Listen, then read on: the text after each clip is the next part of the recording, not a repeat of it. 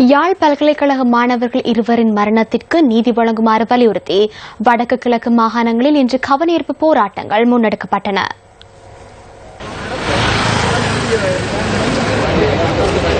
மாணவர்களின் மரணத்திற்கு நீதியை வழங்குமாறு கோரி யாழ் மாவட்ட செயலகத்தை முற்றுகையிட்டு இன்று முற்பகல் போராட்டம் நடத்தப்பட்டது. இன்று காலை 7:45 தொடக்கம் மாவட்ட செயலகம் முற்றுகையிடப்பட்டிருந்ததால் அதன் செயற்பாடுகளுக்கும் இடையூறு ஏற்பட்டதாக யாழ் மாவட்ட அரசாங்க அதிபர் நாகலிங்கம் வேதநாயகன் தெரிவித்தார். இதேவேளை வடமாகாண ஆளுநர் அலுவலக வளாகத்திலும் ஆர்ப்பாட்டத்தில் ஈடுபட்டதாக ஆளுநரின் ஊடகப் பிரிவு குறிப்பிட்டுள்ளது. இந்த கவனஈர்ப்பு போராட்டங்கள் காரணமாக A9 வீதியுடனான வாகன போக்குவரத்திற்கும் இடையூறு ஏற்பட்டதாக எமது பிராந்திய செய்தியாளர்கள் தெரிவித்தனர். யாழ் பல்கலைக்கழக மாணவர்களான விஜயகுமார் சுலக்சன், நடராஜா கஜன் ஆகியோர் படுகொலை செய்யப்பட்டமை யாழ் பல்கலைக்கழக மாணவர் ஒன்றியம் வன்மையாக கண்டிக்கிறது.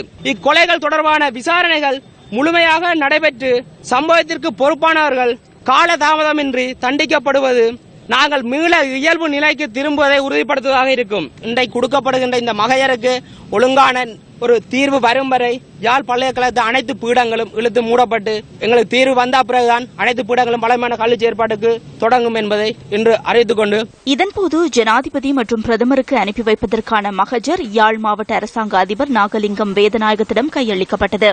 ஆர்ப்பாட்டம் 11:30 மணியளவில் கைவிடப்பட்டதை அடுத்து A9 வீதியுடனான போக்குவரத்து வழமைக்கு திரும்பியது.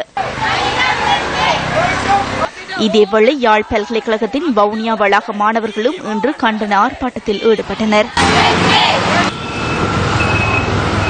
யாழ் பல்கலைக்கழக மாணவர்கள் இருவரின் மரணத்திற்கு நீதி கோரி அனைத்து பல்கலைக்கழக மாணவர் ஒன்றியம் இன்று கவனஈர்ப்பு போராட்டங்களை நடத்தியது.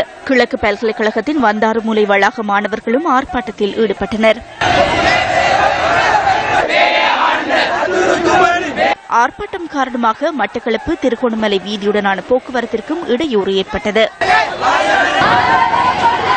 இதேவேளை கிழக்கு பல்கலைக்கழகத்தின் வந்தாறுமூலை வளாக விபுலானந்த அழகியல் கல்லூரி மாணவர்களும் இன்று முற்பகல் கவனஈர்ப்பு போராட்டத்தில் ஈடுபட்டனர்.